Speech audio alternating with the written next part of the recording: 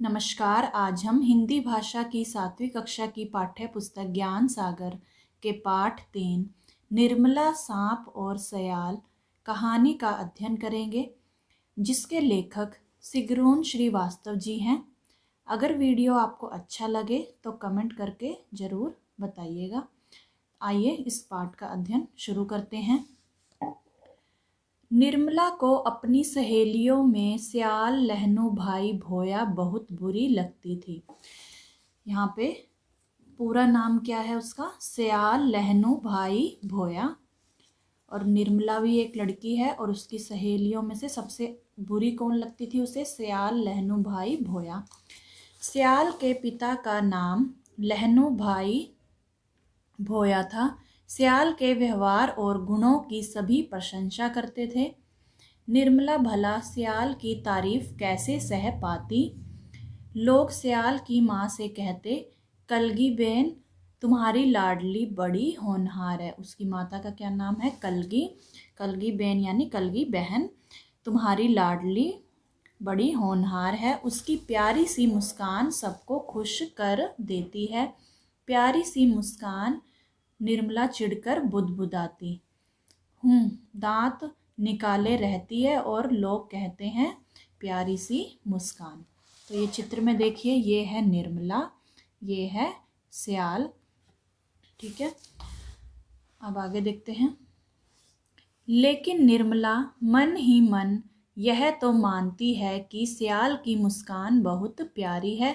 जब वह हंसती है तो उसका अंडाकार चेहरा खिल उठता है, कि उसके अंडे के आकार का जो चेहरा है वह खिल उठता है।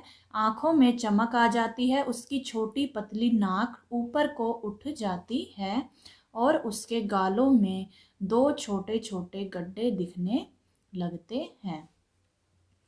सयाल की मुस्कान तो मोहक थी, किंतु उसकी पोशाक उतनी आकर्षक न थी।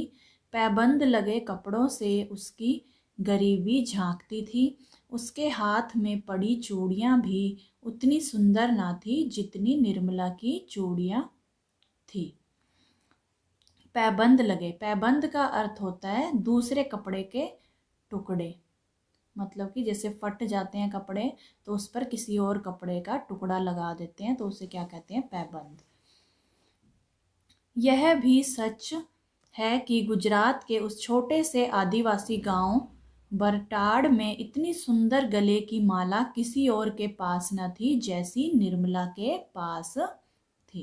ये देख सकते हैं आप, सयाल के कपड़ों में ये दूसरे कपड़े का टुकड़ा लगा हुआ है और ये निर्मला के गले की जो माला है इसकी यहाँ पर बात की गई है कि जैसी माला उसके पास है, सुंदर माला, वैसी किसी के पास भी उस गांव में नहीं है।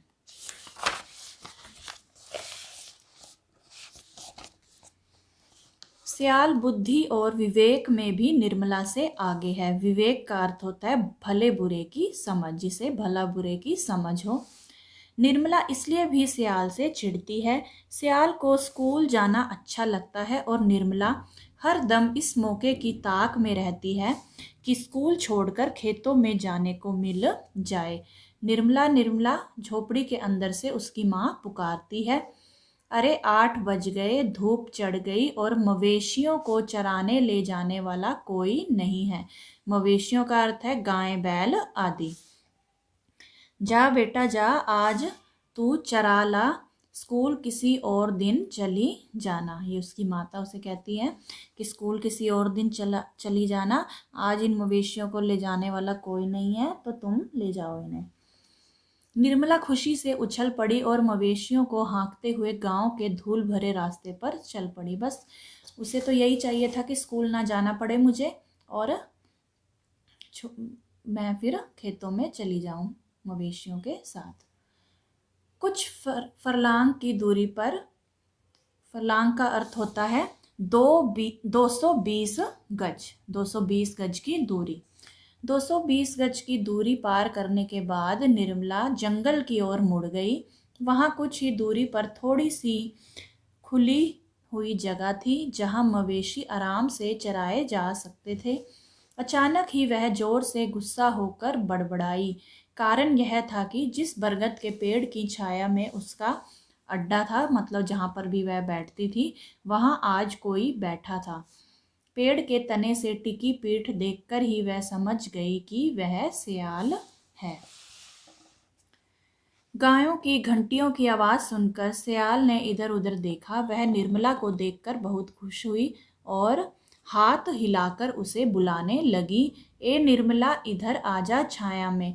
लेकिन सियाल की उपेक्षा करती हुई, मतलब उसकी तरफ कोई ध्यान न देते हुए, निर्मला थोड़ी आगे निकल गई। निर्मला के मवेशी नरम घास खोजने के लिए बिखर गए। निर्मला इधर उधर देखकर सोचने लगी कि वह किधर जाकर बैठे। आखिर उसने एक झाड़ी देखी जिसकी छाया में वह बैठ सकती थी। वह घुटनों के बराबर ऊंची घाटी के बीच में से होती हुई वहां पहुंच गई। निर्मला को एक बार फिर सियाल ने पुकारा, लेकिन निर्मला ने उस ओर कोई ध्यान न दिया। फुस! अचानक यह फुफकार सुनकर निर्मला के प्राण सूख गए, यानी कि बहुत डर गई वो। उसने मुड़कर देखा, एक दैत्याकार अजगर सांप उसकी ओर जलती आंखों से घूर रहा था। वह 12 फीट से भी ज्यादा लंबा था। वह निर्मला के इतने नजदीक था कि वह वहां से भागने का साहस भी ना कर सकी। वह चीखना चाहती थी पर भय के कारण उसकी घिघी बंद गई थी। मतलब कि भय के कारण, डर के कारण उसके गले से आवाज नहीं निकल रही थी, या डर के कारण उसकी जो आवाज है वह निकल नहीं पा रही थी। अचानक सांप उछला। वह बड़े गुस्से से फिर फुफकारा। निर्मला ने अपनी जिंदगी में ऐसा भयानक दृश्य ना कभी देखा था, ना कभी सुना था। अचानक अजगर का सिर आगे को बढ़ा और साथ ही साथ उसने पूंछ भी उठाई। पलक झपकते ही निर्मला का घुटना उसकी कुंडली में फंस चुका था और उसने अपने जबड़ों से निर्मला का पंजा पकड़ लिया था। सांप की सख्त पकड़ से निर्मला को लगा कि उसकी हड्डियां चूर चूर हो जाएंगी। उसे लगा कि अब वह मर जाएगी। वह एकदम से चिल्ला पड़ी, बचाओ बचाओ।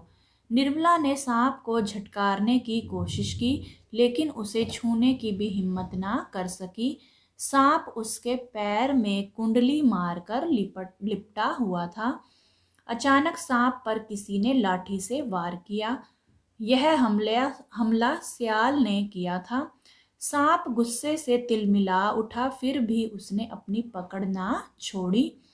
सियाल सियाल, मैं मर रही हूँ, कुछ नहीं होगा, घबराओ नहीं, सियाल चिल्लाई और बड़ी निर्भीकता से सांप की कुंडली खोलने की कोशिश में लग गई। निर्भीकता का अर्थ है वीरता से, साहस से, निडरता से। बिल्कुल भय नहीं था उसके अंदर। मुझे इसका जहर चढ़ रहा है, निर्मला चिल्लाई। अरे यह अजगर है, इसके जहर नहीं होता, सियाल बोली। लेकिन मैं तो हिल ही नहीं सकती। तुम डरी हुई हो, घबराओ मत, थोड़ा शांत रहो, मैं तुम्हारी मदद के लिए हूं ना। अब तक लाठी से काम नहीं बन रहा था, इसलिए सियाल ने अपने हाथों से इस दैत्य से लड़ने का निश्चय किया और उसने अजगर का मुंह पकड़ा और उसके जबड़े खोलने लगी।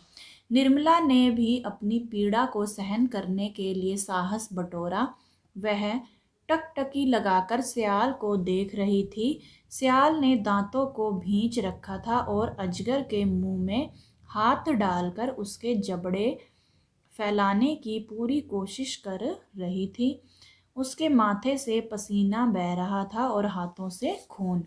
निर्मला एक क्षण के लिए समझ ही नहीं पाई कि खून उसके पैर से बह रहा है या सियाल के हाथों से। साधारण सी दिखने वाली सियाल की बहादुरी देखकर निर्मला हैरान थी। सियाल ने आखिर जबड़े फाड़ दिए। सांप गुस्से से बहुत झटपटाया। यहाँ पर जो टकटकी लगाकर, ये मोटे काले शब्दों में दिया गया है, इसका अर्थ होता है लगातार एक तरफ देखते रहना। एक क्षण के लिए लगा कि उसकी ताकत के सामने शायद सियाल ना टिक सके, लेकिन जबड़े खुलते ही सियाल चिल्लाई, अपना पैर निकाल निर्मला, झटका दे, झटका दे। उसने अजगर के जबड़ों को पूरी तरह खोले रखा। निर्मला ने उसके जबड़े से पैर तो मुक्त किया, लेकिन कुंडली अभी भी कसी हुई थी। आखिर दोनों ने जोर लगाया तो कुंडली का दबाव कम हुआ। सियाल ने इतनी जोर से झटका दिया कि निर्मला सांप की कुंडली से छूटकर दूर जा गिरी। अब सांप का शिकार सियाल थी। सियाल ने निर्मला को भाग जाने के लिए कहा, लेकिन वह ऐसा ना कर सकी। वह सियाल की मदद करना चाहती थी। उसने देखा अजगर सियाल पर बार बार हमला कर रहा है और सियाल बड़े साहस से उसका सामना कर रही है। निर्मला ने एक क्षण के लिए सोचा कि ऐसी साहसी और वीर सियाल से मैं व्यर्थ ही चिढ़ती रही। आज यह ना होती तो यह दैत्य मुझे खा जाता, और अब इस दैत्य से मैं सियाल को नहीं बचा पा रही हूँ। सियाल पूरी ताकत से अजगर के मुंह को पकड़कर पीछे हटाने में लगी थी। सियाल के कांपते कंधे बता रहे थे कि अब उसकी शक्ति स्थिर पड़ रही है, यानी कि कमजोर पड़ रही है। अब उसकी शक्ति जो है जवाब दे रही है। सांप बड़ी जोर से फुफकारा। उसने एक बार फिर अपना सिर बढ़ाया और सियाल की छाती के पास आ गया। सियाल फिर उसके जबड़े पकड़कर उसे पीछे हटाने लगी। उसने एक बार फिर निर्मला को भाग जाने के लिए कहा। तभी निर्मला ने देखा कि अजगर सियाल को गिराकर उसके ऊपर पड़ा है। एक क्षण के लिए सियाल बिल्कुल जड़ हो गई। बहुत भयानक दृश्य था। सांप सियाल को निगलना चाहता था और सियाल हिम्मत से उसका मुकाबला कर रही थी। उसकी आवाज कमजोर हो रही थी। निर्मला ने सियाल की धीमी आवाज सुनी, भाग जा निर्मला। लेकिन निर्मला अब कैसे भागती? अपनी सहेली को मौत के मुंह में डालकर भाग जाती। तभी उसने देखा कि सियाल में अद्भुत शक्ति आ गई है। उसने एक बार में उस दैत्य को झटक दूर फेंक दिया और बिजली की तरह भाग खड़ी हुई। भाग चल निर्मला, मवेशियों को भी ले चल। अब निर्मला भी भागने लगी। उसने पीछे मुड़कर ना तो देखा और न देखने का साहस कर सकी। बस भागती रही, भागती रही। कुछ देर बाद पीछे पीछे सियाल भी आ गई और निर्मला का हाथ पकड़कर दौड़ने लगी। वे दौड़ती रही और वहां जाकर रुकी जहां मवेशी शांति से चर रहे थे और कोई खतरा न था। दोनों बड़ी देर तक हाँफती रही और बिना कुछ बोले एक दूसरे को देखती रही। अचानक निर्मला की आंखों से आंसू बहने लगे और उसके होंठ थर्रा उठे। उसने सियाल से कहा कि अगर वह ना होती तो सांप उसे मार डालता। सियाल ने उसे धैर्य बंधाया और कहा कि सब ठीक हो जाएगा। निर्मला ने सियाल को इस तरह देखा जैसे आज पहली बार वह उसे पहचान पाई है। निर्मला ने कहा, सियाल, मैं तुम्हें अपनी मोतियों की माला भेंट में देना चाहती हूँ, अर्थात उपहार में देना चाहती हूँ। लेकिन क्यों? अगर तुम्हारी जगह मैं होती तो तुम भी तो मेरी मदद करती। निर्मला ने शर्म से अपना सिर झुका लिया। उसने अपने गले से माला उतारकर सियाल को देते हुए कहा, तुम इसे ले लो, यह तुम्हारे इस स्नेह की याद दिलाएगी। सियाल बड़ी देर तक निर्मला की आंखों में देखती रही। फिर उसके थके पीले चेहरे पर अचानक एक सुखद मुस्कान फैल गई और वह भाव भरे स्वर में बोली, लूंगी, जरूर लूंगी। तो आपने देखा, इस कहानी के माध्यम से हमने यह सीखा कि निर्मला जो सियाल से जलती थी, चिढ़ती थी उससे हर बात पे, क्योंकि वह उससे अधिक बुद्धिमान थी और सभी उसकी प्रशंसा करते थे। लेकिन जब निर्मला की मुश्किल घड़ी आई, मुश्किल समय में सियाल ने ही उसका साथ दिया और उसकी जान सांप से बचाई। आशा करती हूँ आपको यह कहानी अच्छे से समझ में आ गई होगी। तो मिलते हैं अगली वीडियो में, तब तक के लिए नमस्कार।